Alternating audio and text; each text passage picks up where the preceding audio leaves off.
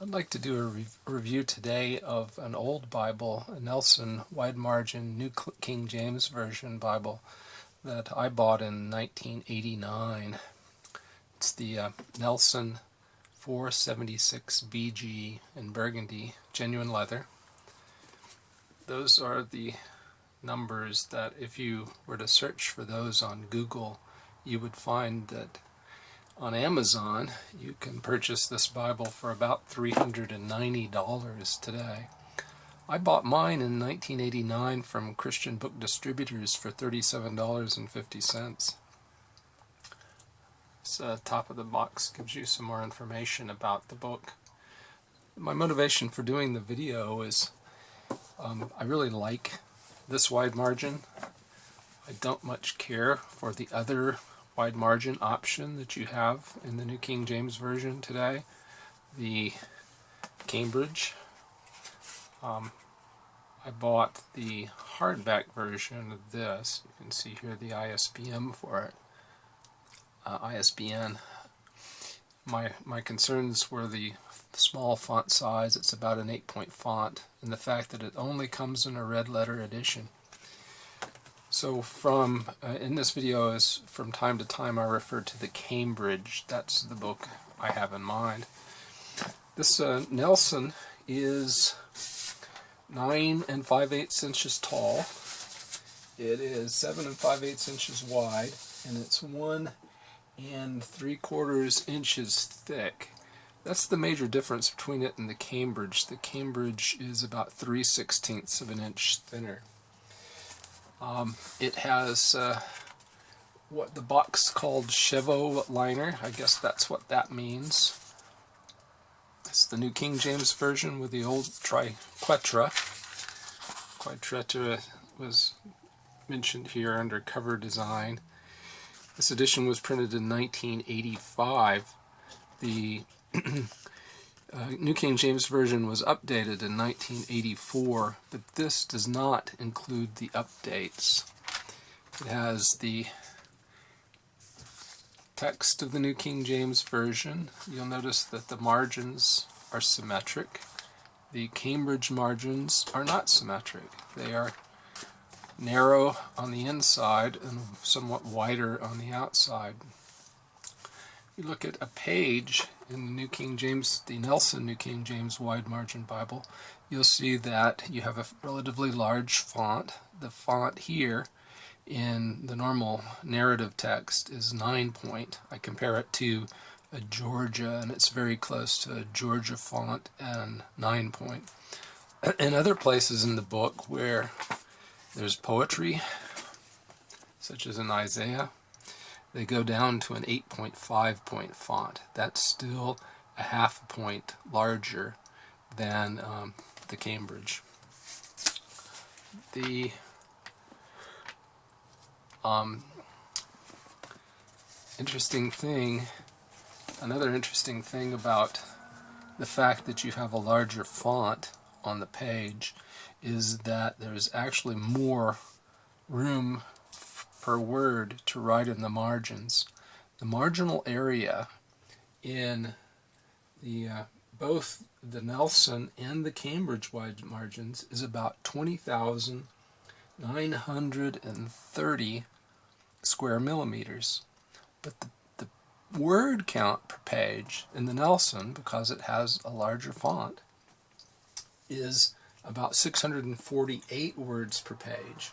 Whereas in the Cambridge, it's more like 955 words per page. That means that you have about 47% more marginal space in the Nelson to write your notes than you do in the Cambridge. The column width is very nice. It's about 33 words per column. In the Cambridge, it's more like 42. So in the Cambridge, you have a smaller font with wider margins, and I'll show that in a minute. But I just want to show this font up close for you. The only thing I don't like about the Nelson is that the lines are a little too close to each other. There's not quite enough line spacing. I would prefer that they had done that a little better, a little bit more line spacing.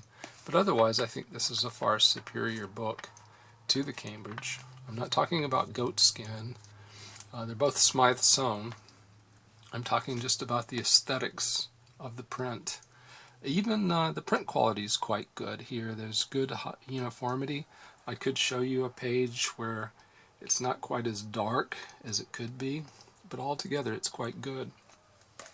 Now, I want to quickly show you the Cambridge.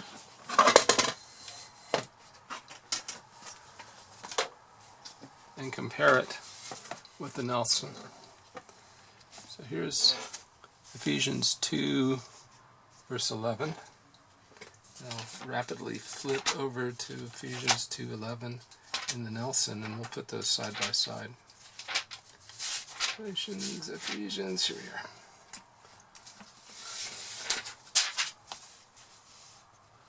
So there you can see them beside each other. I will attempt to put the Cambridge book inside the Nelson book so that I can bring them even closer. And then zoom in just a bit.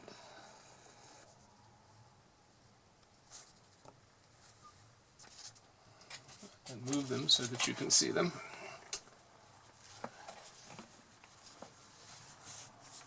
So there's a comparison of the fonts. Much darker on the left, larger on the left, smaller on the right, wider columns, narrower columns. If you're like me, you like this better. The only thing that I like better about the Cambridge is that the line spacing is more generous. So I think that's about it for the comparison. I'll just show you rapidly what I mean by the margin asymmetry here. You can see it's much wider here than it is here. Really, if this is a problem writing in the gutter, then why don't you put the wider margin here and the narrower margin there? I think just about anybody wants to write their notes next to the column of text to which the notes refer. Alright, so Nelson book has a concordance. Concordance is essentially the same concordance that's in the later Cambridge. It has a harmony of the Gospels too. But the concordance is essentially the same concordance. And it has an index to maps and the standard old style Nelson maps that you may have seen before. I mentioned at the beginning that this is the 1982 text for the New King James Version. One way to tell that is to look at 1 Peter 3:20. 1 Peter 3:20, and it says, who formerly were disobedient when once the long-suffering of God. The newer 1984 revision says the divine long-suffering at that point. Some other differences you can see back here in the book of Ephesians. I just quickly skimmed through the first couple of chapters of Ephesians this morning in preparation for making this video, and I'll show you a couple of other changes, some of which just from my perspective don't make much sense, but they did them anyway. If you look here at verse 11, where it says in whom in the 1982 New King James Version, that is now in the him in the more recent version. Does no one understand what whom means anymore? 2:14, divisions between us. The middle wall of division between us is now separation. 2:21. It says, in whom the whole building being joined together Well, if you look at your more recent New King James Version, you see the word fitted in there for joined. And finally, in the very next verse, it has this archaic, hard to understand word, habitation, in 1982, which for some unknown reason to me in 1984 they replaced with dwelling place. So that's it for a brief overview. What I would like to see is someone say, oh, R.L. Allen, to publish this again in good heavy paper with a nice goatskin cover, in black letter, the way this is printed. Cambridge red letters aren't bad. They are red. Black is always better than red. It's an invariable rule. A black letter Bible is better than a red letter Bible, no matter how well the red has been printed.